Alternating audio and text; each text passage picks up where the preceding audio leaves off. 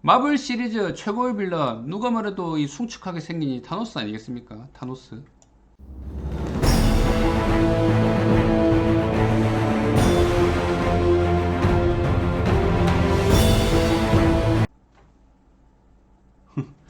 자, 근데 이 자식 이거 상당히 그 숭측한 생각으로 뭐 이상한 돌덩어리 모아가지고 여러 딱딱 치면 사람 반이 죽는데 어우 뭐 끔찍한 생각을 했는데 요 타노스는 그러면 왜 이런 끔찍한 생각을 하게 됐냐? 그 알고 보면 이마 이것도 철학자입니다, 철학자. 악당이 아니야 내가 볼 때는.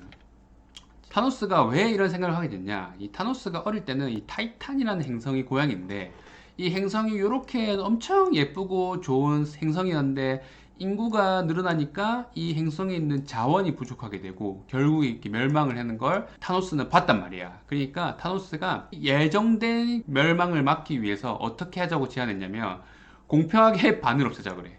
그래서 타노스가 톡 치면 반 없애자고 하는 게 이 원인 때문입니다. 인구가 늘어나고 자원이 부족해서 멸망할 거니까 공평하게 반을 없애서 요렇게 가지 않게 우리가 막자 라는 건데 상당히 끔찍한 생각이죠. 이 자식 이거 어떻게 이런 숭측한 생각을 말이야 입 밖에도 꺼내기도 힘든 그런 말을 할 수가 있냐. 이제 헛소리 삑삑이 세니까 우리 어벤져스 형님들 그 스타크 형님이랑 뭐 다 가가지고 다 달라붙어가지고 세긴 또 드럽게 썼어. 막 돌덩이가 다 모아가지고 그래갖고 이제 다 때려 부수는 게 이제 어벤져스죠. 근데 이런 생각을 한 게 타노스가 과연 처음인가? 사실 타노스의 모티브가 되신 분이 있습니다. 바로 200년 전 영국에 그 살았던 성직자 멜서스입니다. 이 사람이 인구론이라는 책을 썼는데 이 인구론은 어떤 내용이냐?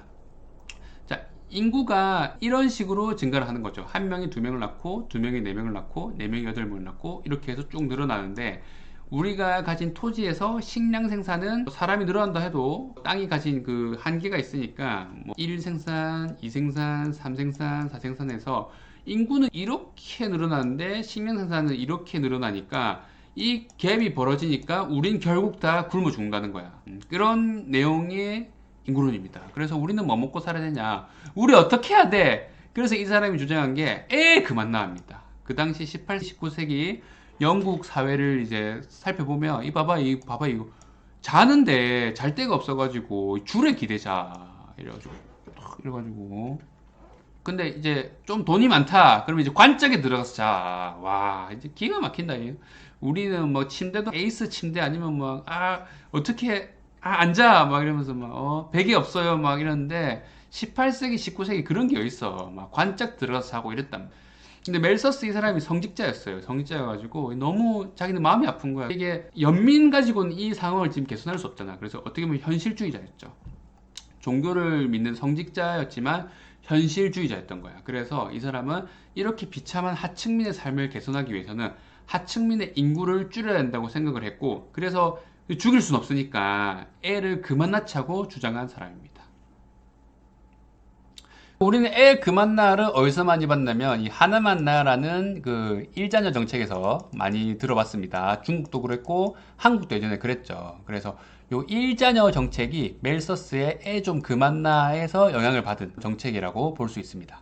실제 세상은 어떻게 변했을까요? 이 멜서스 아저씨가 예상한 것처럼 식량 생산과 인구 증가는 실제로 어떻게 진행이 되었을까? 식량 생산은 이 프리츠 하버라는 독일의 과학자가 1900년 근처쯤에 빵구 냄새를 개발하면서 적극적으로 개선이 되기 시작합니다. 왜 빵구 냄새냐? 시골에 가면 이 걸음 쌓아놨죠. 이 자연의 냄새, smell of nature. 여기에 질소가 듬뿍 들어 있습니다. 비료의 핵심은 질소인데 식물이 성장하기 위해서 꼭 필요하거든요. 요게 우리가 합성할 줄을 몰라서 자연의 냄새로 비료를 쓰고 있었는데 우리가 근데 맨날 쌀 수가 없잖아. 맨날 쌀 수 없으니까 좀 한계가 있잖아요. 이 아저씨가 암모니아를 인공 합성하는 데 성공합니다. 암모니아는 질소 화합물이거든요. 그래서 이 암모니아를 활용해서 질소 비료를 개발한 거야. 그러니까 우리가 더 이상 싸지르지 않아도 비료를 충분히 공급할 수 있는 비료의 획기적인 개선이 일어나면서 식량 생산이 오히려 멜서스가 걱정하는 것과 반대로 떡상을 하게 되었죠. 그럼 인구는 어떻게 됐냐? 여성의 사회인출이 활발해지고 피임 기술이 발달하면서 인구는 오히려 안 느는디? 그러니까 오히려 식량 생산이 이렇게 되고 인구 증가가 이렇게 된 거죠. 그럼 왜 이렇게 됐어? 뭐야 원인이? 과학기술의 발달이 인간의 제한적인 자원을 효율적으로 쓸 수 있게 만들었고 사회 제도의 발달이 인구 증가를 억제를 자연스럽게 한 거죠. 우리 이제 더 이상 이렇게 하면 안 돼. 타노스는 요 딱딱 쳐가지고 반죽일 생각하지 말고 잡스가 됐어야 했어. 타노스 잡스가 되었으면 이 혁신 기업가 얼마나 간지납니까? 이 머리 밀면 전문가거든 이게. 머리도 딱 먼저 밀어놨잖아. 그러면 멜서스는 아저씨는 뭐 이상한 생각하는 바보냐? 그것도 아닙니다. 멜서스는 고전 경제학파의 저번에 설명드렸던 아담 스미스 다음으로 중요한 사람으로 평가를 받고 있는데 그 이유가 뭐냐면 멜서스는 과잉이라는 개념을 만든 사람입니다. 그때까지만 하더라도 공급이 많으면 좋은 건 줄 알았어. 더 많은 물건을 생산하고 더 많은 금을 만들어주면 좋은 건 줄 알았는데 이 아저씨는 공급이 많으면 뭔가 문제가 생긴다라는 인식을 만든 사람입니다. 그래서 실제로 이 사람이 언제 주목을 받았냐면 생전에는 굉장히 뭐 조롱도 많이 받고 논란의 대상이었던 사람이었는데 대공황이 오면서 이 아저씨가 굉장히 주목을 받기 시작합니다.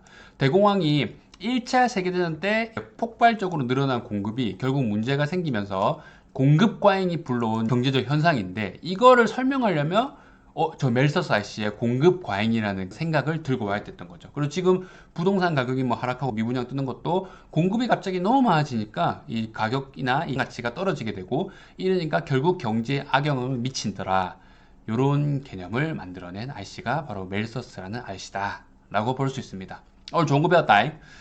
고전경제파의 한 축으로서 멜서스라는 아저씨가 인구론이라는 개념을 제안했고 이 인구론은 들어봤을 때는 좀 얼토당토하는 얘기지만 요거를 좀 더 해석해 보면 너무 많다고 좋은 게 아닌 발상의 전환을 해준 그런 책이다 라고 우리는 설명을 할 수 있겠죠.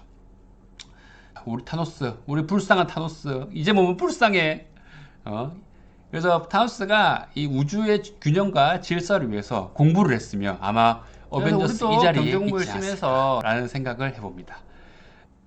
그래서 우리도 경제 공부 열심히 해서 재테크할 때 이렇게 극단적인 생각하지 말고 스마트하게 투자할 수 있는 그런 사람이 되길 기원해 봅니다. 자, 오늘은 여기까지.